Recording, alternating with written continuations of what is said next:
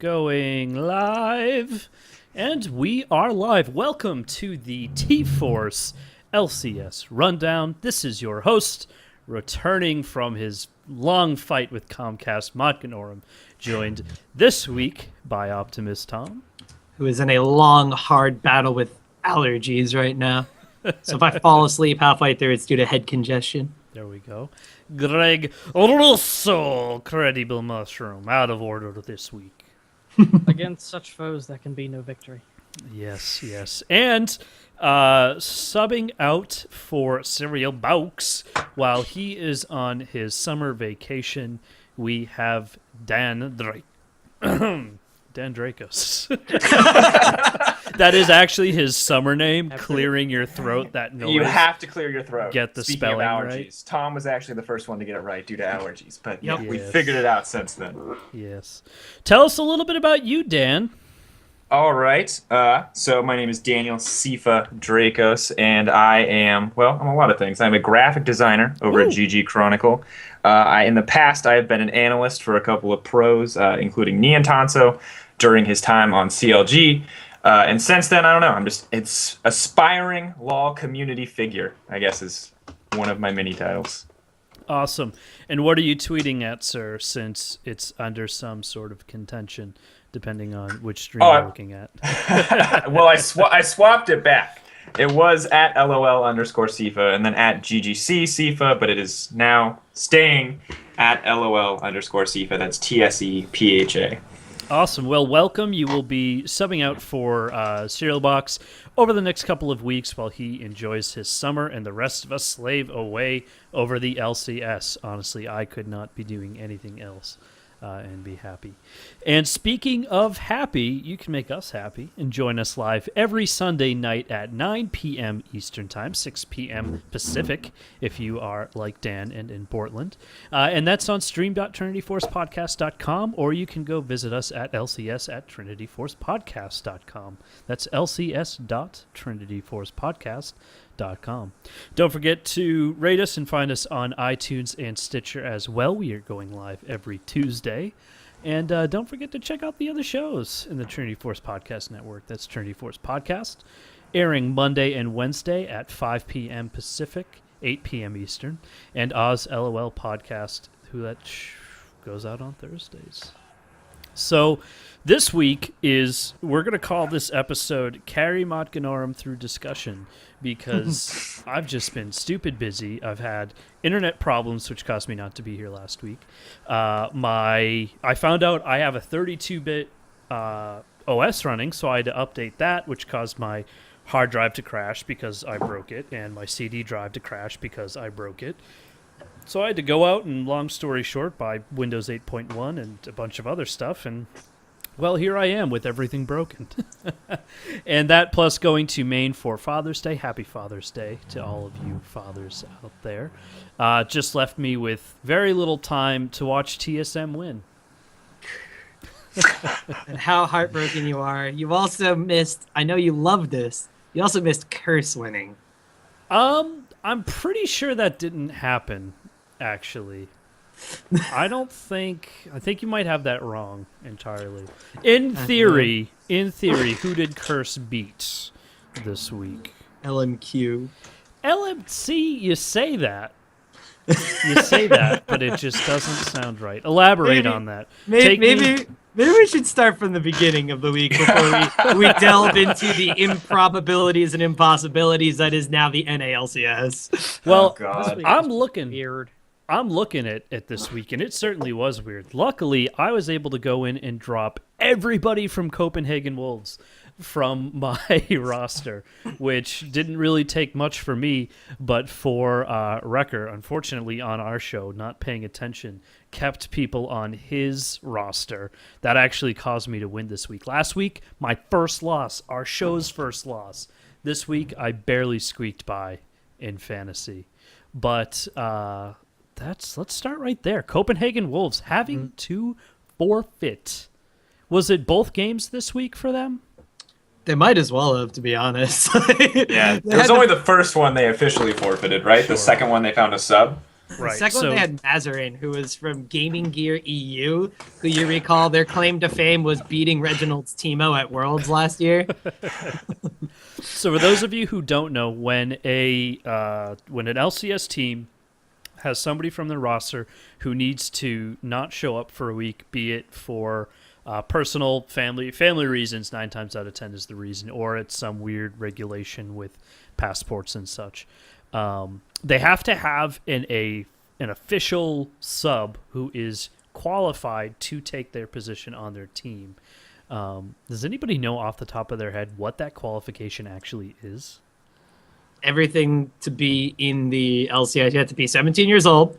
You have to be able to get to the LCS, and you have to be able to participate in the game. There's no you also have to be signed onto the roster. You can pick up a sub 24 hours before the game starts, I believe, but they have to be a sub for your roster, and they take up one of your 5 slots for the whole season. Okay. So when that doesn't happen, when you don't have somebody who can take your spot there, you do actually have to forfeit the game. You receive a loss. The team you would be playing receives a win. So Rockhat gets off with an easy win. Embarrassingly, to say the least, their third win of this split. It was the second win at that point. They earned their next win. Oh, did they? Okay. I'm just reading the numbers wrong here.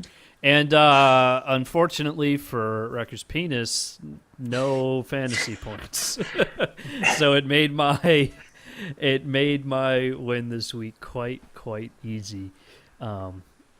But does anybody know what happened with that? Who dropped out and why, basically? Cowtard was unable to play because he was violently ill. Oof. Violently ill. Violently ill. That did follow into the second day, and they did have to get the replacement, losing to SK Gaming, which, do you think they even really stood a chance against SK Gaming in the first place? Probably not. But still, it would have been nice to see. Yeah. The EU has been impressing me. As always, it's so close. It isn't close by the numbers, not as close as it is in NA, but Fnatic with such a shaky start is already taking games off SK Gaming.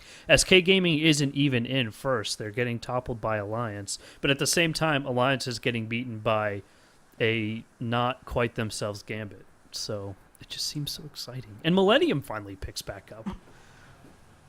Optimus Tom, I feel like you should be going apeshit on this week. I don't because I was all aboard. As many people know, I am all aboard. I'm the conductor on the Super Hot Crew hype train. And this week, both in fantasy and in the standings, viewers of the EU LCS got super hot screwed this week because they went 0-2. They fell to Millennium. On that one, Tom. Yeah, me too. I thought of that for a little while, but they lost to Millennium, which honestly, they were probably favored, but was still probably a 60-40 matchup depending on what Millennium showed up. And then they go off and give Rocket their second earned win, not counting the forfeit, their second earned win of the split, and looked like complete crap.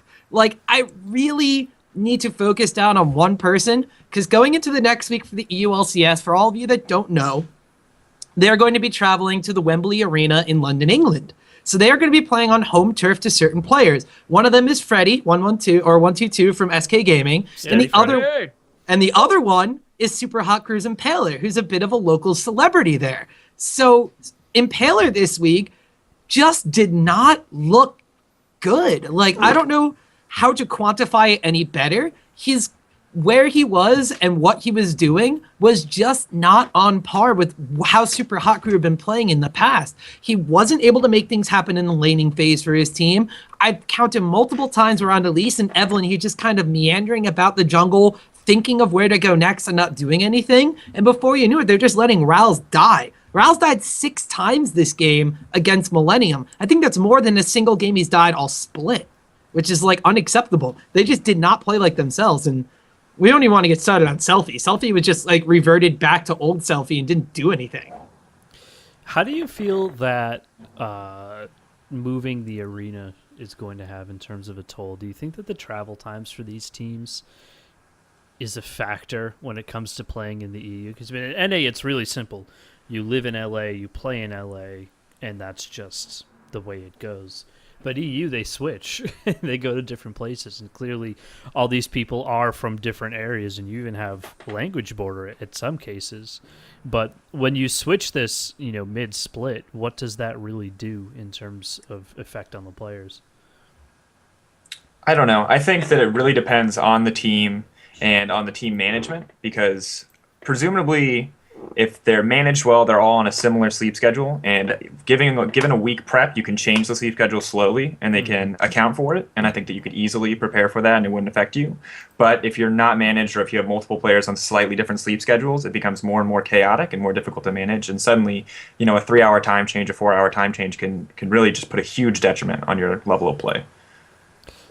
I'd love to see that in, not the sleep schedules and all that, but I'd love to see that get applied over in the NA, having some different arenas. It's not so much what the impact is as why is the impact not equal across? Like, why is there a traveling environment in one division and not another one? Personally, I would love to see the LCS go around the country a bit more here in the States. And Boston is a good place to go. Boom, boom, boom, boom, boom. Yes. Philadelphia. Honestly, so Riot has their office in New York City, and I don't really understand why. And so I have a job. Screw you. I mean, other than that, I guess if you want to look at it from like a hiring and talent perspective, but probably one of the biggest things they show up to, other than PAX Prime, is PAX East, and that's always in Boston. Why not just have a Boston area office and to be able to operate out of there? The time zones aren't that different. Accommodations are easily accessible. But I would even love it if they played in New York. I would take a train down or fly down or even drive down. I would love if they played in New York, but let's be honest, it's expensive as hell to have a show in New York. You know what, though? It's expensive to do anything in New York. It's expensive to work in New York. Screw that. You actually have to pay the city for your job. I do. I think they make good enough. They have an opportunity to make really good money through this, and maybe there's some problems on the back end, like and here's a good question on the EU side, how do these teams have the money to travel like that? They don't pay for travel, so Riot actually fronts the bill for their traveling, I believe. Don't quote me on that. I believe so, because I know for a fact that, like, even with MLG and stuff like that, like, those flights were either included in prize money or paid for by MLG. So I'm assuming that the teams, if someone's going to make you play in a different city from where you are and you've moved to Cologne or moved to LA, it doesn't make sense to have you pay to play somewhere else when you could easily do it online. Oh, go ahead. I was going to say, it's probably a pretty big barrier for entry, too, for a lot of challenger teams. If they do manage to break into the LCS, having not being able to afford something like that is just, I think Riot would have to pay for it in order to stimulate good competition, in order to encourage people. Because there's a realistic chance that a team that just comes into the LCS could not get sponsors quickly enough, especially in EU where they travel so frequently. I imagine it could be a real issue if Riot didn't pay for it. I wonder if that would open up the accessibility to being in the LCS and being able to take that seriously, if there was the option to live in other areas and just have to travel when you play. I mean, look at any other sport. No professional sport has just one central location where everybody plays all the time. You travel to the home court, and that actually brings a whole different level to it. But the amount of work and the amount of risk it takes to become an LCS player today is immense in LA. Because unless you live in LA, you're having to completely uproot your life, move to a very expensive area to live, to work in a job that's decided, every 10 weeks, whether or not you're still employed. Maybe a max 20 weeks if you get pushed down into the Challenger Series. That's a tremendous amount of risk. A risk that I think would actually be a little bit less if you had different places where you could choose to live. Well, I'm also going to throw this out here because I feel like we touched upon this before in the podcast, so maybe we shouldn't go too much more in depth on this, but we have a team who, although they're not performing as well as they were previously this split, that has done that and dominated previously, and that's Gambit. Edward himself has had an over 24-hour travel time because he lives literally in Siberia. So he has to fly and connect into Moscow, and then fly from Moscow and connect into Cologne. Plus all those border troubles and all those passport checking and everything between Russia and Germany, and then flying back into Russia and going all the way to the other side of Russia again. Like, there's a ton of people that have done that before, and they do go back and forth. Curse, a couple splits ago, went from Las Vegas because they had cheaper housing, cheaper internet, better places for them to live, and cheaper overall, and flew back and forth to LCS and LA. And the payoff was they lost a day of practice basically for travel time, which some of these more like professional sports teams, like football teams, or conventional sports teams, like football teams, baseball teams, they have that factored in already. But they also everybody has don't. They also don't get off days during the season. They just practice and then travel, and the travel day is their off day. Right. It does make a lot of sense, though, the point that you were making about Curse always losing a day of practice. It does seem like that highly affects their performance just as a team and just being terrible. But speaking of other teams being terrible, SK, I mean, so they win against a Copenhagen Wolves team that is, a paw down. Lose against Fnatic. How did that game go? Fnatic's way. Basically, Fnatic look like old Fnatic. And I guess that's a concept that I always try to wrap my head around. And I'm going to channel my inner Skara here for a moment. In games, teams either win or they lose. And you know what? The Generally, the team two that kills more towers and destroys the Nexus is the one that wins that game. No, but it's so much deeper than that. So you can. Oh, baby. Oh, we're going. We have to The go difference- You deep. get Ricker's the penis difference- back and how deep we're going. Whoa. The difference between winning and losing a game isn't just the Nexus exploding or not. That's not what I mean by that. Although you What I have mean- to admit, that's pretty decisive. No, right, exactly. If you're a team that wins a game, you're a team that can do it and do it decisively. You make all the right plays, you take all the right objectives, and you push the game forward and move decisively. There's no question to it. Whereas not winning the game but still destroying the other team's nexus is those really cheap plays where the other team throws, or really bad team fights results in a base race or something like that, and you win by the skin of your teeth. I can see every NA game this week. pretty much. Losing a game is just that. You've made such a critical error at either one point or multiple points during the game that any team could beat you. You just one after another, really bad walking into bushes, letting towers go, not taking control of objectives, and you just let the team walk in and kill you. To me, a team like Cloud9 who can constantly just put out really concise efforts that objectively move the game forward, winning, is much more stronger than a team who can beat somebody who their whole team walked into a bush to try to stop Baron and just died on the way out. Yeah. It's a major difference. This is the part where we know you didn't watch the LCS because you just gave that speech and you I was didn't watch speaking- TSM versus No, Cloud9. I was speaking solely in generalities.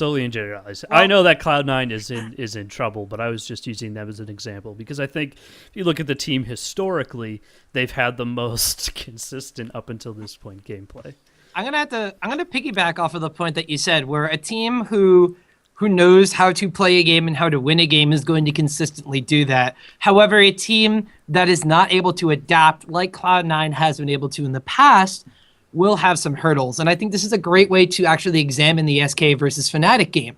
One of the things that SK is always hounded on is they have a weak early game and rely heavily on Svenskeren to do things during the laning phase. They feel like Freddy and Jesus can farm up to a point where they're comfortable, like 10-minute mark and 20-minute CS marks. Freddy and Jesus are consistently like in the top 3 for their position, if not maybe just a little bit below or tied somewhere for that. But they feel really good after they've farmed up, and their shot calling and movements in the mid to late game are extremely solid. One of the things that Fnatic has had trouble with throughout this split is beating teams that are better at team fighting or moving, or as good at moving around the map as they are in the mid to late game. Fnatic's strength has always been circumventing the laning phase to take advantage of their individual skill. Or, as some people like to call it, creating a clusterfuck across the map so that the teams don't know what's going on and don't know where Fnatic is. They constantly have for jungle and support the most wards put down for any team in the EU LCS. They control the map extremely well, and when they circumvent the laning phase, Soaz doesn't have to have his weak 1v1 matchup or his tainted teleport matchup or whatever he's going to be calling it on Twitter this past week. Reckless is able to kind of go off to the side and farm and 1v1 and do whatever the heck Reckless does because he's the boy wonder, and you're able to move around the map with Cyanide, Xpeke, Soaz, even Yellowstar will roam around and create picks and make things happen. This was accentuated by picking Twisted Fate, and Peke's first gank at level 6 net a kill. From that point onward, it was a snowball of Twisted Fate, mainly catching N-Rated out of position, because N-Rated is the brains of SK when it comes to the late game and shot calling, and they discombobulated him so much in the early game, he really couldn't get anything together with the team because he felt he was so far behind, he didn't know how the rest of the team was doing that game. So Fnatic kind of devolved the game into their own playstyle, and SK just couldn't keep up with it. So carrying that momentum into their next game, I mean, what a hard week for Fnatic. Carrying it into their next game versus Alliance, what happened there?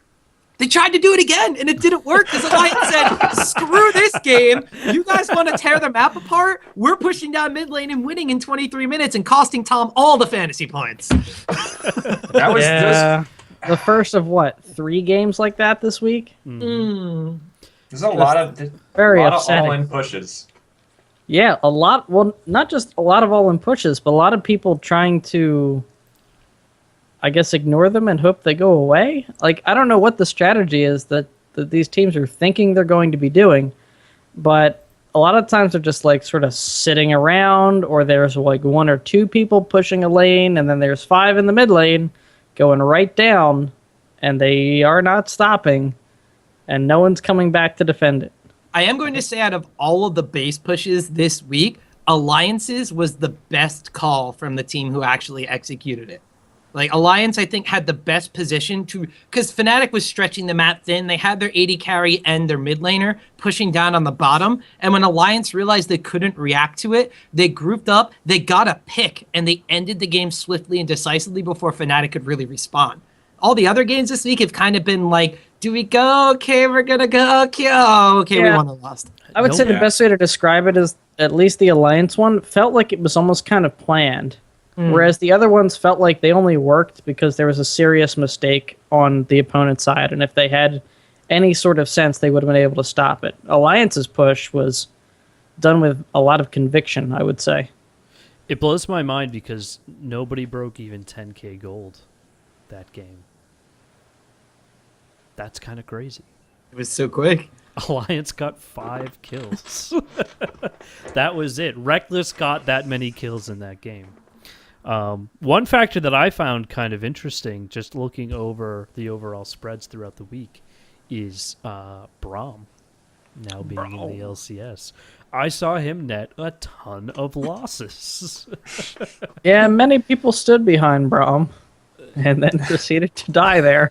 Many people also seemed like they understood how powerful Braum could be, but didn't understand how to be Braum. Yeah, I think that's, there I were think that's a the main couple thing. issues. It seemed like a lot of people were focusing on his engagement potential with his stun ability. Mm-hmm. But I noticed in team fights, oftentimes he wasn't, like, I'm a Braum guy in solo queue. I've been having a lot of fun and a lot of success with him. He sort of replaced Thresh for me when I want like a really team supporty type support, as opposed to Leona when I want to go in hard. So when I do Braum, the focus has to be on the peel, I found. You're not really the initiator unless you're using your Winter's Bite for sort of a long-range thing or using your ult to set up a team fight. But for the most part, you got to stick with your carry. And a lot of times, the pro players seem to treat Braum like he's Leona, sending him in up front, trying to use his basic attack to set up his passive combo. And it's just, I mean, it's a neat trick. It looks fancy, but it's not very effective. I mean, once that goes off once or twice, then the novelty is worn off, and then Braum is not near his carry, and his gap close to get to his carry is down for 10 seconds. And then there was also a whole bunch of people putting up shields the wrong direction, which is kind of funny. I'm wondering if any support has really even taken the time to focus in on Braum, because Crepo. he spent I think there was such a hype about him coming into the LCS that he was going to thought to have been a pick or ban and mostly trending on the ban side. I wonder if people were too afraid to actually take the time to sit there and fully practice him as, their main support, or at least confident enough to run that, over trying to get Thresh in. I think what we saw this week were bans of just, if you're not confident against Braum, ban it. Just when in doubt, ban it, just to be on the safe side, because you're not sure exactly how much power he has. But there's a lot of teams that clearly weren't comfortable on Braum. Like, you talk about this, Braum is simultaneously can be hyper aggressive by like leaping in with his W and auto attacking and starting a team fight. But when you're behind, you have to play really defensive, really utilize the wall well. And you can see teams like with the walls the wrong way, with the trying to be aggressive when you can't afford to be aggressive. They really didn't. It's clear that a lot of teams that used Braum, a lot of the teams that lost especially, were not comfortable on Braum as a champion. We're not aware of his limitations. Mm-hmm. And I think it's just what you saw all week from pretty much from most of the teams. I think you saw Xpecial use Braum really well in the NA, and I think EU, as far as Braum goes, EU is a mess with Braum. I just think it's a lot. When Braum came out, everyone was talking about how he was going to be a completely different style support, and I think he is. But I think what you're seeing the pros do is try to put him in the Thresh Leona mold, and it's just not something that he fits. And until they take the time to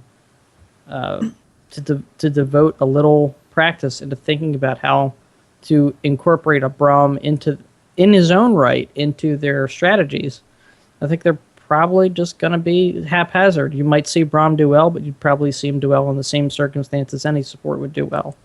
You're not going to see Braum turning games until they take the time to learn his different style. And it is very distinct from the other hard engaged supports. Yeah, the more they compare him to Leona, the less I think they're actually going to be hitting the nail on the head. Because while he does have a very similar build path to a Leona, we saw him going for Sightstone, Face of the Mountain, going for like Randuin's. We saw, I think Aphromu played him once, and he picked up a Mikhail's Crucible in the right direction, or at least the right style, maybe towards like the Thresh play of him. But while his ultimate is great for initiations, he is a support tank. He's not the same kind of support initiator that we've seen Leona and Thresh become with the Season 4 changes, or the 2014 season, whatever they call it now, changes, where the support became the more dominant force in the bottom lane. And while Braum has that ability to play hyper-aggressive, like we said, during the laning phase, his role goes back to playing more of like a dedicated tank style, while you're peeling and fighting off for your AD carry. Like, Braum is the helper. That is his thing. That is what he does. He's like the friend to everybody. I help everybody. When people like embrace, like, this is going to sound ridiculously cheesy of me, but like when people embrace Braum's lore to help out, like the little poros and everything. Oh my God. You're going to start playing him like that, only your AD carry is a poro and you need to try to protect him. For people in podcast land, Tom, hold those back up to the camera.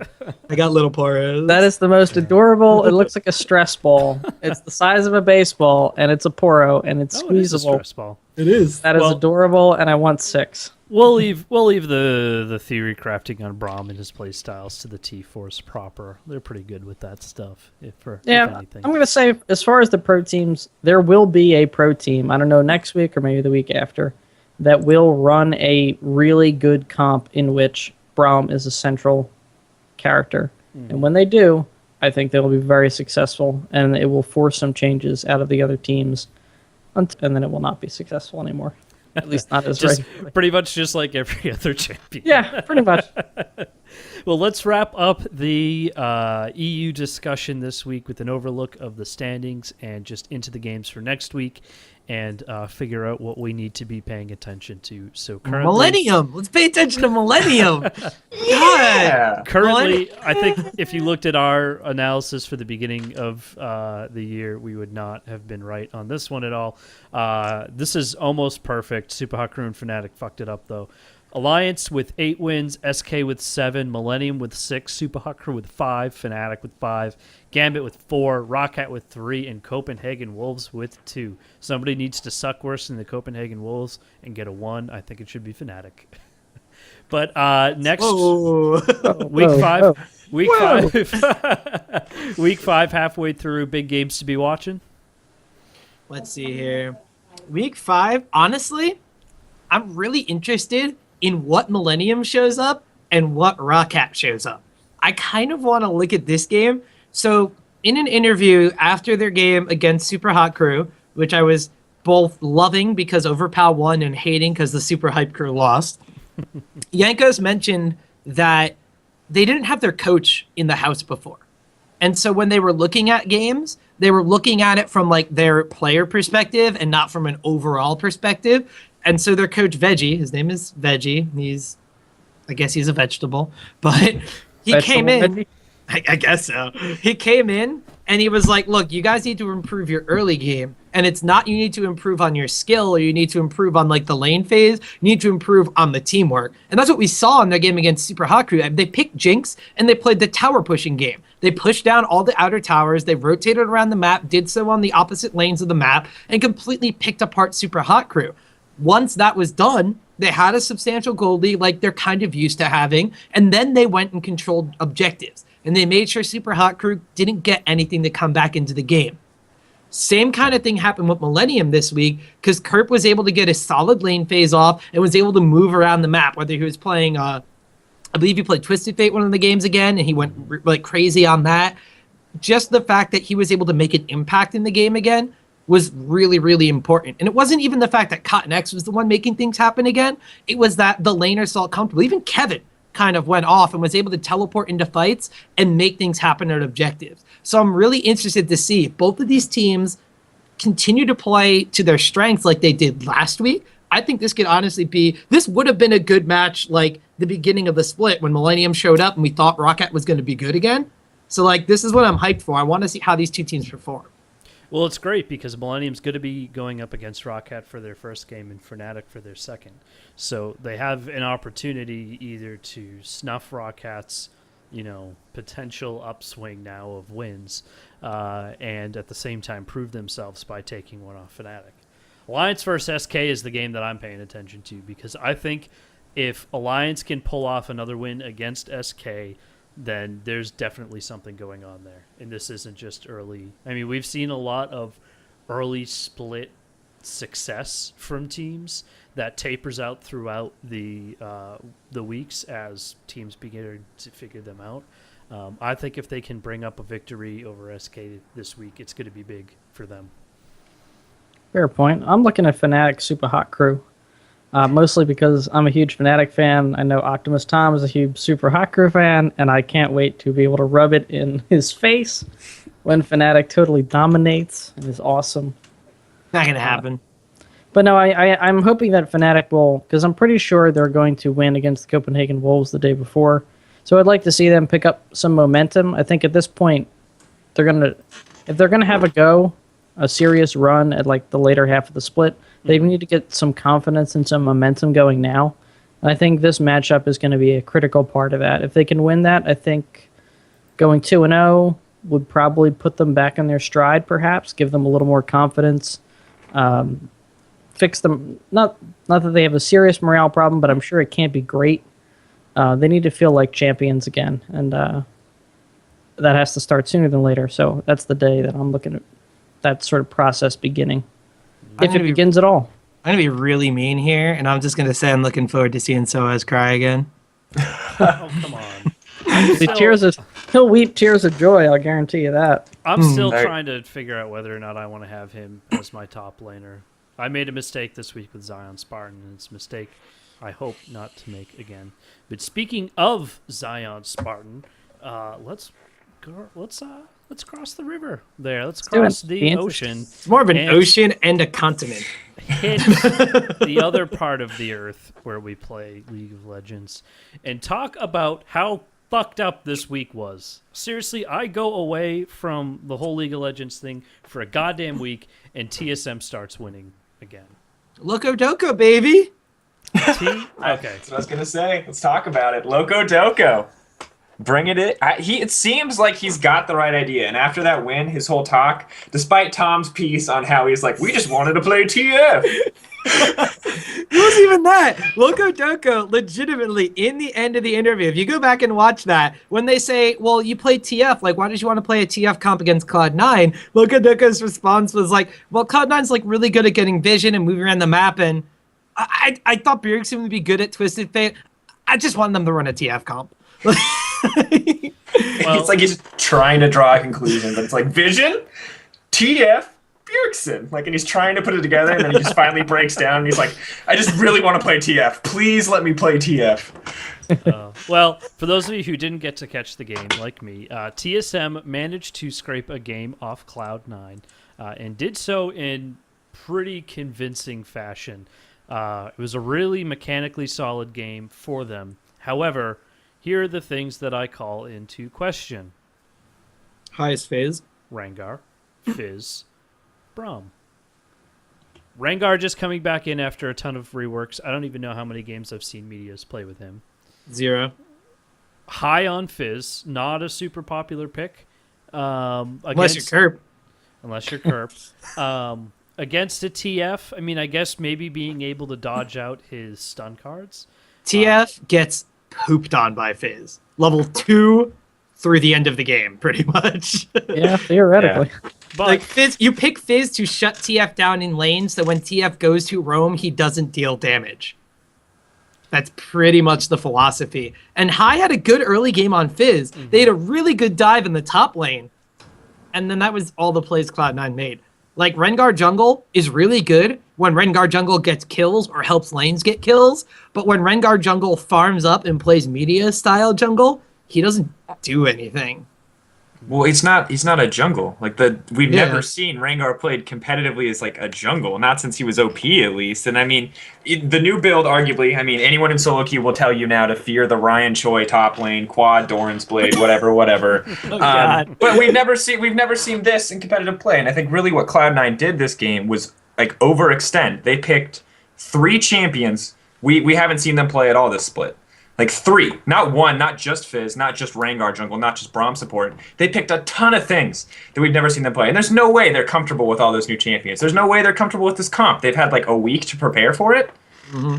I just doesn't seem realistic to me that you would pick so many champions that you have not had the experience, like competitive experience playing outside of scrims in a competitive game like this. It's just, I think that's what lost them the game, was the pick ban phase. So it's weird because we kind of see 2 storylines converging in this match. We see Cloud9, who's had really shaky performance this split. With the loss to TSM, have they not now received all of the losses that they did last split? And we're not even halfway through at this point. So clearly there's something going on wrong there. It's definitely got to be surrounding High and his shot calling. That's definitely a major factor. But then you also have TSM, who's the exaggerated version of that, where they had really great success last split. They came into this split really sucking hard. I mean, this was a busted up TSM. And this is, in my opinion, from the way I've heard it described in the really quick like screen grabs that I was able to pull up just rushing through the game, this looks like the first time they've really played decisively, and we're super happy about actually being able to win. I mean, I don't understand where Cloud9 gets the confidence to run this kind of team comp against in really any game. I want to throw this out here. Where they get confidence? They've been the most dominant team in North America up until High lost half of his loan. But nobody understands when Cloud9 loses better than Cloud9. They've always been a team who historically, after a loss, All 7 of theirs. right after after a loss, come back and really be able to go through that loss analytically and come back and just dominate in the next series of games. So I can't see how after so many in a row they can come in and go, we're going to try 3 new things here at once. I'm going to throw this out here. One of the things we hampered on TSM for was they were playing for the fact that, like, we're TSM. We could win the laning phase and do whatever the hell we want. Cloud9 kind of went into this game, like Dan said, with the mindset of we're going to pick all these new things we never done before, and we're Cloud9. We could just win the game because we're Cloud9. And TSM came in and were like, well, we're more cohesive as a team right now. Amazing decided to be a jungler again. Bjergsen decided to be Bjergsen, and Dyrus decided to not die as much. And they just defeated Cloud9, who kind of swapped roles with TSM this game. I think I don't Cloud9. I don't know that it's overconfidence. I think they're just trying to do something a little out of the box to try to get themselves going. They have been struggling. You got to keep in mind last week they lost to Evil Geniuses, for God's sake. I So see this them wanting to almost throw as something different in, that's not that weird to think. I see this as just a similar. I mean, you say that, and it's. I think everybody kind of takes it with that insulting tone, like you lost to Evil Geniuses, like that sucks.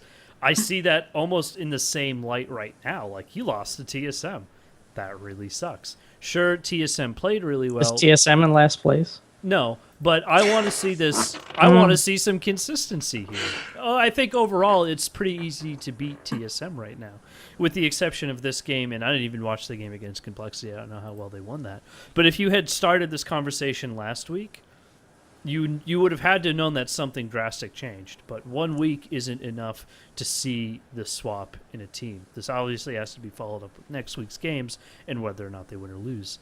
But I see this as a major problem for Cloud9, especially since when they roll up against Dignitas at the end of the day, they're able to, with a really, we'll call it standard composition, Shyvana, Lee Sin, Nidalee, Corki, and Thresh, are just able to walk over Dignitas. So I was thinking about this earlier today, and I think maybe we should talk about it. High's injury may have finished him for professional competitive play. I don't really think so. No, I don't think so. Throwing that one out. The one I'm going to peg right now, and I'm going to feel bad about this because I honestly think he's one of the better players that's been in the NALCS. I really got to peg the fact that Meteos hasn't adapted to the jungle this split as well as some of the other players, which I find to be extremely perplexing. Because at the beginning of the split, it was still kind of in like the, okay, more carry-centric jungle. Pharaoh Flare was a thing. You know, you're able to like carry out of the jungle and make things happen. They changed the experience in the jungle. And now we see junglers like Crumbs keeping controlling vision and controlling the map and helping the lanes out, making sure nobody dies and map control, which was Meteos' thing. When Cloud9 entered the LCS, he dominated control of the jungle. He made sure everybody had vision, and his ganks worked because nobody saw him coming. Now he's not doing that, and he's picking weird things. He's picking Rengar. He's getting Lee Sin either banned or taken away from him. Same thing with Elise. He doesn't have like his comfortable champions anymore, and I don't think he's really like adapted the playstyle again. That and the fact that, okay, maybe high shot calling isn't on point anymore. So maybe Meteos might be thinking, okay, I need to step up a little bit in that call, and he's not used to doing it anymore.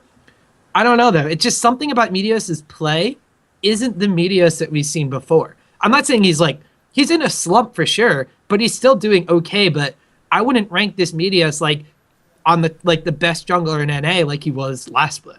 It's interesting you say that because I've compared to the first split the Cloud9 was in, Meteos has played a vastly different role in the jungle. You used to see him on champions like Aatrox, Zac. Zac was his main thing. Has he even played Zac in the last two splits? I haven't seen Zac in the. Nobody wants to It's play not, Zac. Yeah, it's not anything to do with him not wanting to play Zac. I'm sure he would love to play Zac. It is a little bit. When those champions were more than just those champions, he was playing them for specific reasons. They enabled really aggressive tower dive plays that got the team ahead early. He's not really done that for them for a while now. In a lot of ways, the meta has shifted to the sort of grouped tower pushing thing, but now it's starting to shift away from that again, and I'm wondering if there's a reason why he's not confident going back to that old style and setting up for more aggressive suicide dives. Because it seems like with the meta shift, that might actually work now, especially with the experience changes in the jungle. I think. Go ahead. Okay, I don't know. I think that both Lee Sin and Elise, junglers that he's clearly comfortable with, are both very good tower dive champions. I mean, it's not Zac. They don't have that passive. But I think really what it's coming down to is mental game. Like High's condition is obviously had a huge impact on their ability to shot call. But also we see like Balls is forced into these roles that I don't think he's as comfortable on Shyvana as he ever was on Rumble, or one of the carry top laners he got to play in Season 3. Meteos is obviously not comfortable with the 4v0 tower push meta. And what is Lemon Nation doing in Champion Select, letting these team comps get through? I mean, obviously they have an analyst, but at the end of the day, he's the one sitting there with the notebook talking, telling them what to pick, and he's telling them Braum, Rengar, Fizz, when they're, that's not a mechanical issue. That's not I feel like it's an outside of the game issue.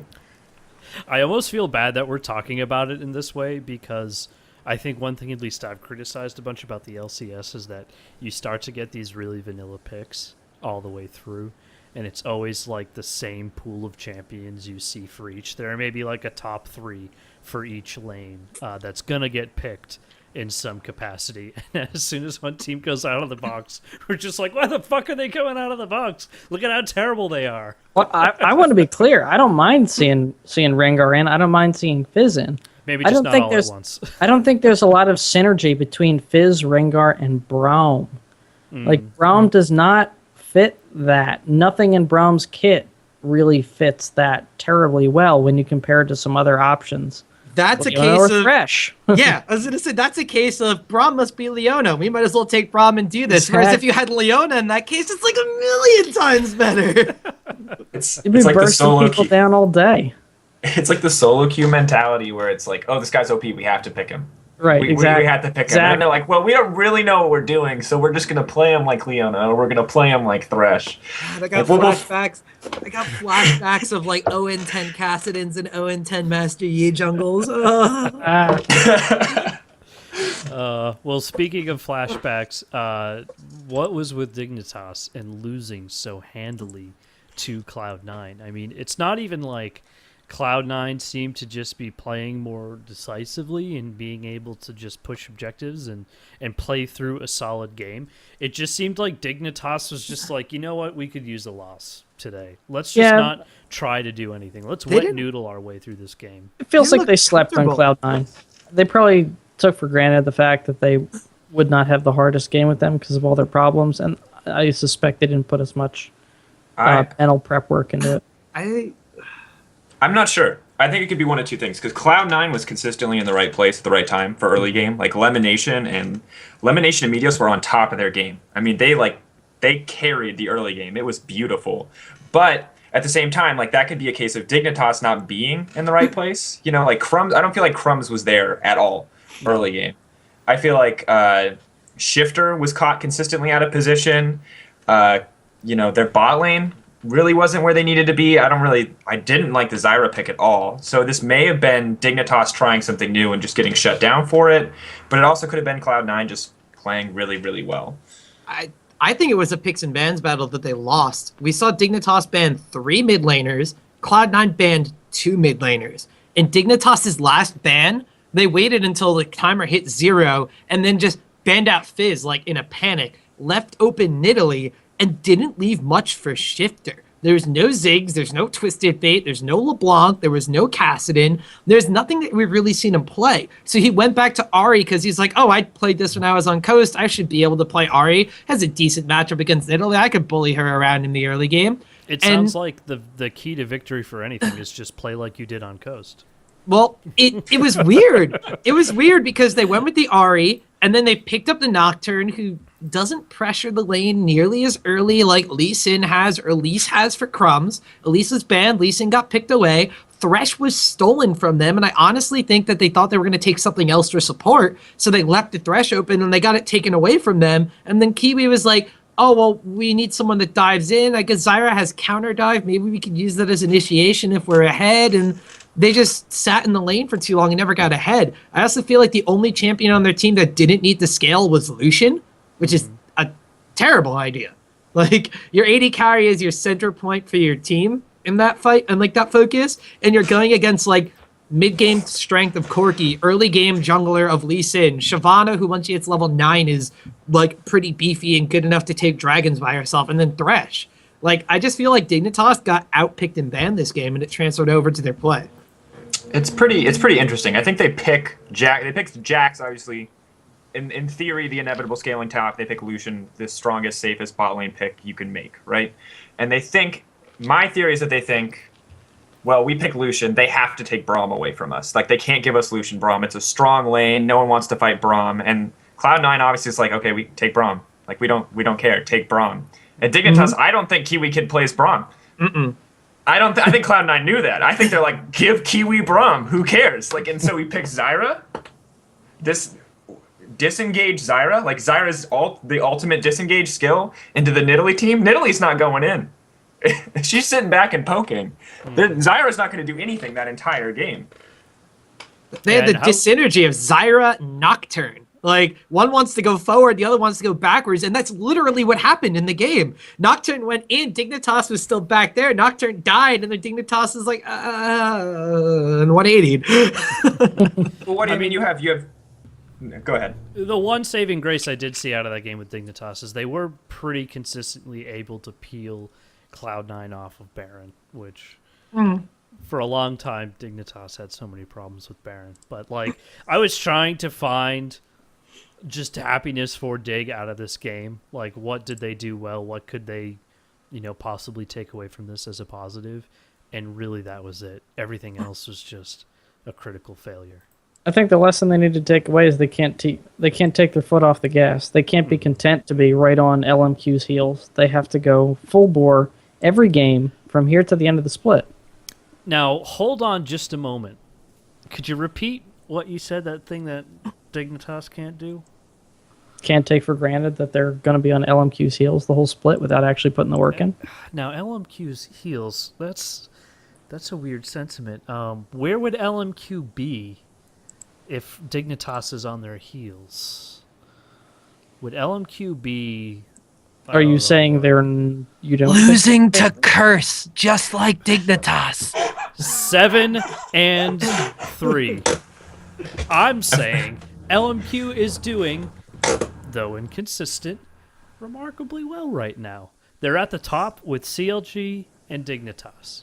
So Cloud9 do you have, and TSM. Did you have issues with me saying they were the top? No, I was having issues with LMQ will be a 3rd or 4th place position team. 4th or 5th place, and I 5th. stand by my statement.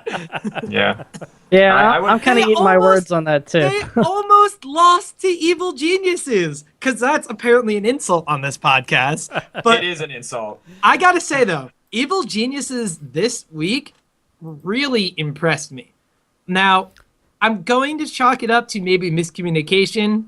Enox played well for the parts he had to and had bad judgment in the late game, but I'm not entirely sold on the fact that that's Enox that was being, I'm going to push this inhibitor, as much as it was Crepo or Helios saying, race it, race it, race it. Yeah, there was a lot of... I don't know whose fault that is. I would love to find out, but... I mean, they were looking great, but you know what? As well as they were playing and as far ahead of LMQ as they were, even with the roster split up, there was the same problem. They're still not closing out games. They've had opportunities to beat TSM. They've had opportunities to beat Cloud9, not just the one time they did beat them. And now they've had an opportunity to beat LMQ. And I think they may have actually had an opportunity to beat Dig, or I could be thinking of the wrong game. And each time, they come on pretty strong, and it looks like they've got a shot. And then it just slips through their fingers through one way or another, and they just cannot translate their lead into a win. Do you think, though, that the fact that they were playing LMQ and CLG, two, for whatever you want to call LMQ, really tough teams to beat right now? I mean, next week they're up against Complexity and they're up against TSM. So maybe TSM, if the dream is real and they're doing a little bit better. Yeah, I'm looking at week 5 NA. Oh, sorry, I was looking at week 6. I don't think it matters. I think those are the games that matter. If you're not beating the top teams, you're going to be on the bottom. Like, how long have they had their current roster? Did they have this roster last week? A week. Did they have it last week? No, they subbed in Helios this week. Yeah, so we'll call it new roster. I think they need some wins to gel. And, I mean, they couldn't pull it off against these two teams, even though they did come close and they were impressive, even though they lost 2 games. I would say the real test is going to be EG Complexity. Because LMQ and CLG are both elite-level teams. You wouldn't expect a fresh team coming in, no matter how great they were together, to beat that. Right. But complexity, I mean, we're talking 2 weeks in. They've had some time at this point. They've been battle tested against these good teams. Complexity is like a mid-level team that they could be competitive against. If they can beat Complexity, I think you're going to be able to say whether or not it's not just, oh, well, they ditched Snoop and Helios is in now. Now they're clearly better. You'll be able to say they're getting better results from that swap. I mean, if they don't, then I think they need to go back to the drawing board, and maybe the problem is not Snoop. They need to be climbing up the rungs here. I mean, they've got Complexity if they can pull a game that's going to put some distance. They then have to kind of get over Curse, and then they're sort of in the grab bag of the other teams. I mean, you've got TSM, Cloud9, Dignitas, CLG, and LMQ. Those are all really hard teams to beat. I think at this point, you've got to be able to beat the other two pillow teams in your league to be able to start taking on these. And I think you get your cohesiveness off those quote-unquote easy wins, like Complexity next week. And maybe against TSM, I guess we'll have to see if there's TSM not going to be anything easy about EG beating Complexity, Curse, or TSM for that matter. I wouldn't say that, but I would say that right now Evil Geniuses is not playing for a playoff spot. They're playing to avoid relegation for the second split. They're playing for their survival, which, right, they've been playing since last split. Which means they only really need to stay above Curse.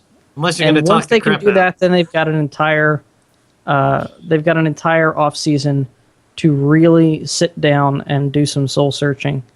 But they're not going to be able to do that as well if they also have to worry about those relegation games.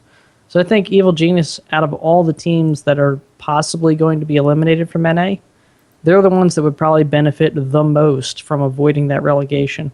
Curse and Complexity, I mean, obviously they're not going to want to have to go through the relegation tournament, but if they were to do so, I don't think it'd be the end of the world. I think Complexity would probably push through it. Curse, I guess, would depend, but I would suspect, yeah. And either way, they're going to be fine. Evil Geniuses is in flux right now. They need some time to figure out what they're doing. And even if they finish not being relegated at the end of the split, they're still going to have to make some improvements, both in roster and in terms of their style, their shot calling, all that stuff. And I think they would probably benefit the most from having some solid time off to just completely separate themselves and figure that out. See, I see that happening better in Challenger. I'd love to see them get pushed down into relegation and really have to tear apart their own team and fight their way back up to the LCS and do that in relegation against other teams who are really hungry for it. I mean, just judging by the last split, I feel like these bottom tier teams start to get into that, like, okay, as long as we're not in the bottom two, we can probably rally, in the finals and not get relegated. And that they're okay with that. They're not okay with being able to advance. And I think the way that the LCS currently operates really supports that just kind of acceptance and okay with it. I think that's where EG was, and I think they were able to just rally through their relegations and get back into the LCS. And what really is going to make the difference for them is getting put into Challenger and then having to fight their way back up. I don't think so. I think if they get put into Challenger, 3/5 of their team goes back to school. Like, to be honest, the biggest thing, I think, is the discrepancy between their young players and their old players. Mm-hmm. Whether it be an issue with the team gelling, which it seems not to be. It seems like everybody gets along extremely well.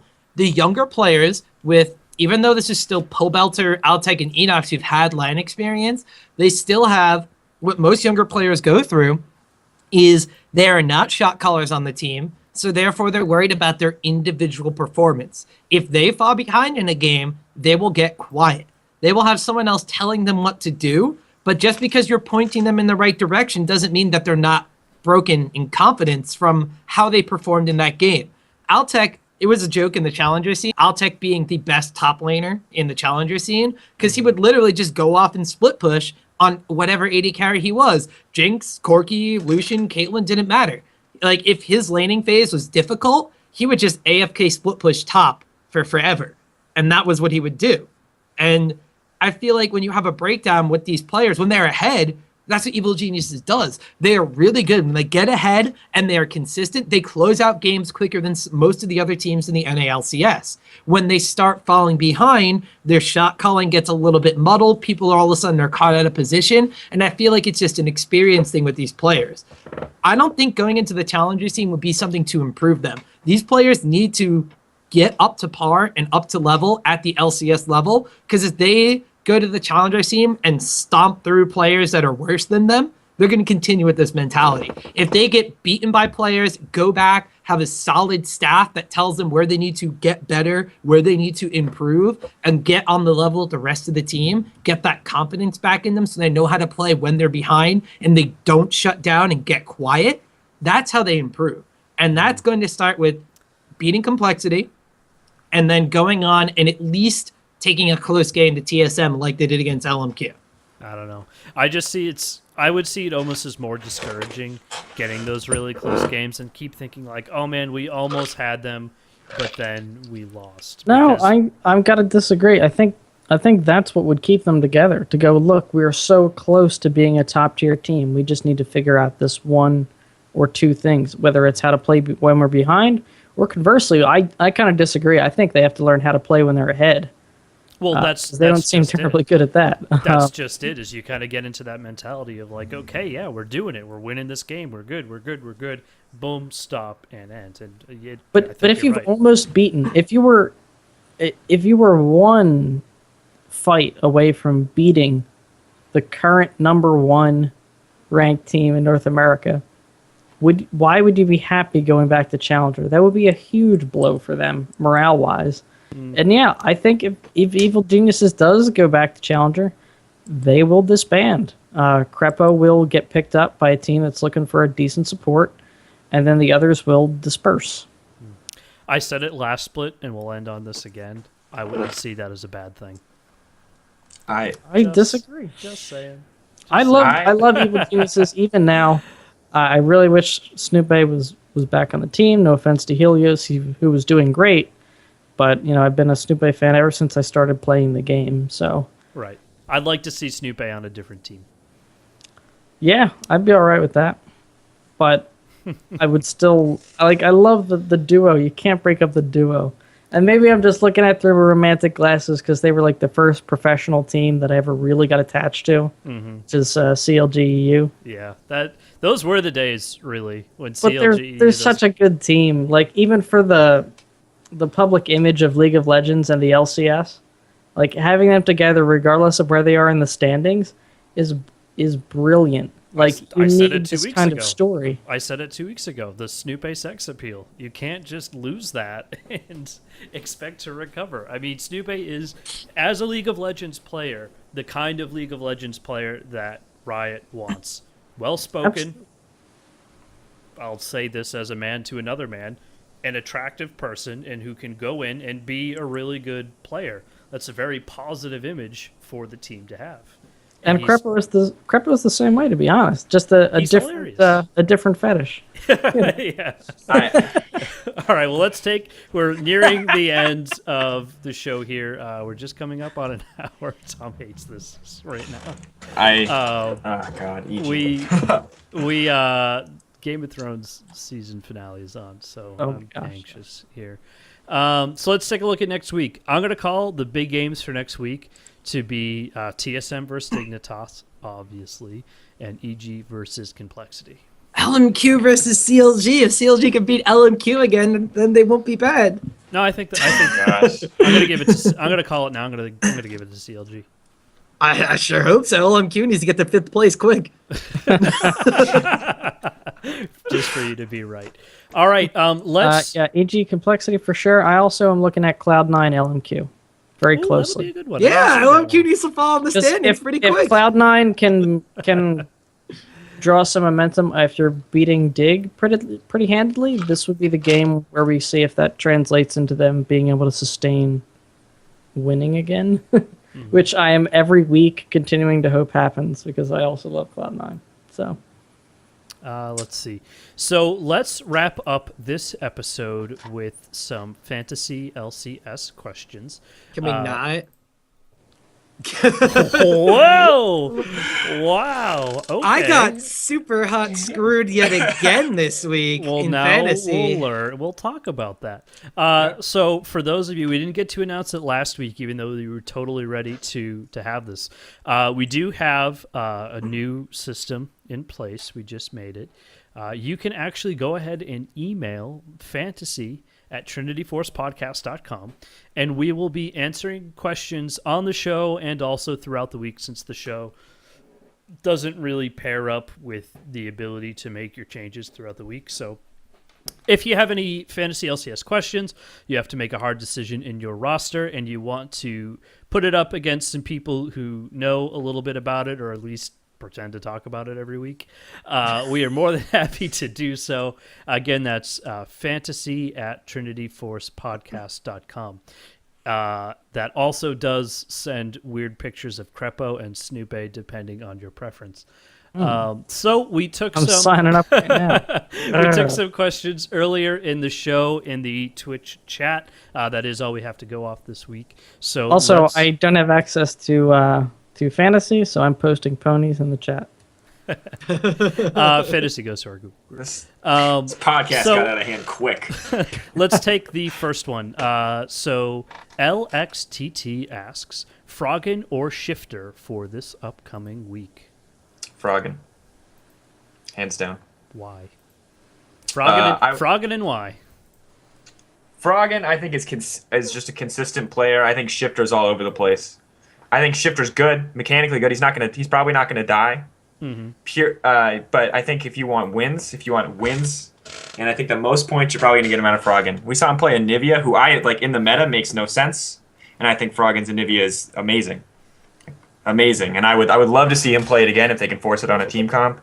They might not be able to now. It might have been one of just kind of a cheese pick for the season. Yep. But I also know that after the performance today, maybe Dig, gets their stuff together and goes through the rest of the season, full blaze, full bore, gonna win every game because they're good. They've got the potential to, but if they take this the wrong way and they go on the downhill from this, they're not gonna win another game this split because this game versus Cloud9 was not good. They never had a chance of winning that game. Well, They never had a chance to come back. This is a tough choice because, on the one hand, you've I got don't think Shifter. so. Ooh, well, you got Shifter playing against TSM, so against Bjergsen, and then again against Complexity. Obviously, an opportunity to lose and an opportunity to win. I'm gonna put it this way: when Dignitas had an quote unquote easy game against EG, Shifter was the only person to put up double-digit points, Okay. and those double-digit points were like 12. Which was not a lot of fantasy points because they ended the game swiftly, concisely, done. Alliance only had one of those games, and it was against Fnatic, and it was a positional thing. Now, Alliance's last game against SK went almost 50 minutes. 50 minutes of fantasy points is a lot of points. That and Alliance then plays the Copenhagen Wolves, who love throwing their bodies at their enemy. So I am going to go on the limb and say, while both of these teams have equally as easy schedules, Alliance players will get you more guaranteed fantasy points than Dignitas players this week. All right. I would have probably gone with Froggen last week, but after seeing their game where, how many points did you get, Tom, this week? Considering Negative points. 3 out of your 6 are all Alliance people. I had 88.02 points. I was almost soloed by Kraton this week. Yeah, Now, for anyone who doesn't know, keep Copenhagen Wolves off your team. Get them off for the next 3 weeks. Wait till they come back. No, honestly. Oh yeah, this week you don't want to play Copenhagen Wolves. They play Super Hype Crew and they play Alliance. So don't play them. Never mind. Let's see. Trying to find any more questions. I have a question because I'm kind of stuck at this point, and maybe this will help some other people around. What's your favorite pony? I don't like any ponies. I can't find any more questions. Get the Maybe I'm bad. And somebody asked a question. And There I was a didn't see it. question where you're bad. someone also said, if I have 2 mid laners like a Froggen and a Shifter, and I also have 2 good AD carries, I believe it was Oh, no, it was the same person. Yeah, it was the Sneaky same and person. Turtle, who you should run. I'm going to say It was reckless and sneaky. Oh, reckless and sneaky. I always prioritize mid laners over the people who make most points because even if a game goes quickly, they're the ones to make things happen for the majority of the game. And then the AD carry, if the game goes longer to the end game, they're the one who start racking up kills and assists when the team groups up for team fights. I always prioritize mid laners, but Reckless will always get you points because the boy has been playing for KDA since day one of this split. It's consistency. It's consistency versus. It's like taking double 80 carries is the gamble, right? Like if the game goes long and you're on the winning side, you're going to get more points than any of your friends could ever dream of. You're going to solo Optimus Tom with a single 80 carry. But if you pick double mid laner, you're going to get consistent points. That's that reliable point. So if you like the 80 carries you have. I would love Sneaky. I would love Reckless. Like, those are awesome. Reckless. I would pick those both. I would pick those both. No hesitation. Because they're both good and they're both in a good spot. Considering the rant we just had about Shifter, I might honestly run the double 80 carries too, just because if Shifter has a short game against complexity this week, he's not going to get extremely high amounts of points. And he does have a hard game in the early week of the week against TSM. Mm-hmm. All right, so let's go with my challenge because at this point it is incredibly challenging. My top laner and my jungle are two super bad positions right now for me because I always make the wrong choice. So I have Zion Spartan and Soaz for my top and my benched. Run Soaz. Soaz has scored 30 points or higher every single week despite dying like 17 times. Shenanigans? Nope. I think Soaz is just a better top laner. Oh, yeah. No, he totally has. Okay. Then Amazing or Svenskeren? Ooh. Okay, if you think TSM's on the up and up, Amazing. If you don't think TSM's on the up and up, you don't think Loco Doco's like figured out the TSM formula, then Svenskeren. Oh, here's what you do. So SK plays Alliance and Super Hot Crew.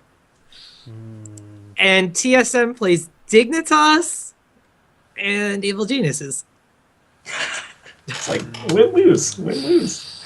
Sorry, lose-win in that case. I mean, Amazing... I switched him out last week, and Amazing ended up getting 55 points. Svenskeren only got 25. The week before, Amazing got 17. And Svenskeren got like 25. Right. First week, Amazing got 92, and Svenskeren got 71, so I couldn't have been happier there. But I think I'm going to put in Amazing.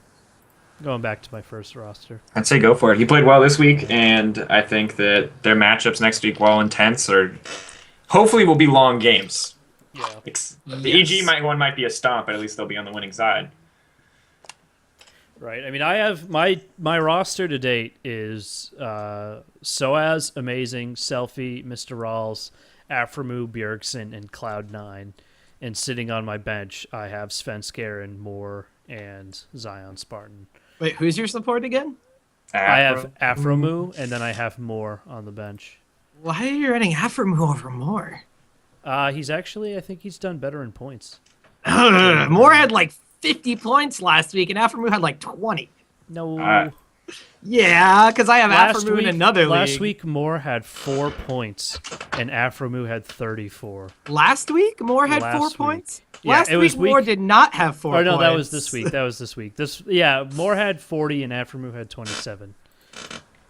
Aframu got me 34 points this week, but CLG also had not the most difficult of schedules. Yeah. They play each other this week, though, this coming week. Yeah. I think Aframu's the best support in NA, but that does not make him the best fantasy pick. Not at all. I think LMQ, while they're going to be 4th or 5th place, are like free fantasy points when you run them. I can see it. Yeah, if they win, they win hard, they win fast, and if they start to lose a game, apparently they farm for 40 minutes until putting their enemy team in the dumpster. Sorry, that's a win too. I don't know. I don't know what they do when they lose. They draw it out, that's for sure. Well, speaking of drawn out, we've pretty much extended this podcast for as long as we should have. We have gone through 1, 2, 3, 4, 5, 6, 7, 8, 9. There's a ton of ponies in the chat right now, so I think it's time to call it quits. We should have called it quit at first pony. First I pony couldn't- blood, we should have been out. We've got about 20 pony picks in the chat. That's how long Speaking it's been of going on. out, this is Montganorum signing off for the T-Force LCS rundown. Do not forget to join us live shortly after 9 p.m. Eastern Time on twitch.tv/T-Force podcast.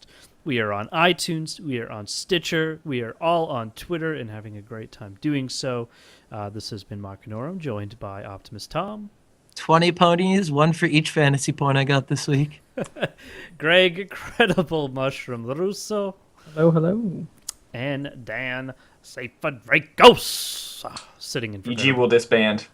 You heard it first. Wow. Go watch And Game on of that. Thrones. Game of Thrones season finale. I could spoil it right now because I read the books, but I won't. Everybody dies. Someone dies. All champs must die. There you go.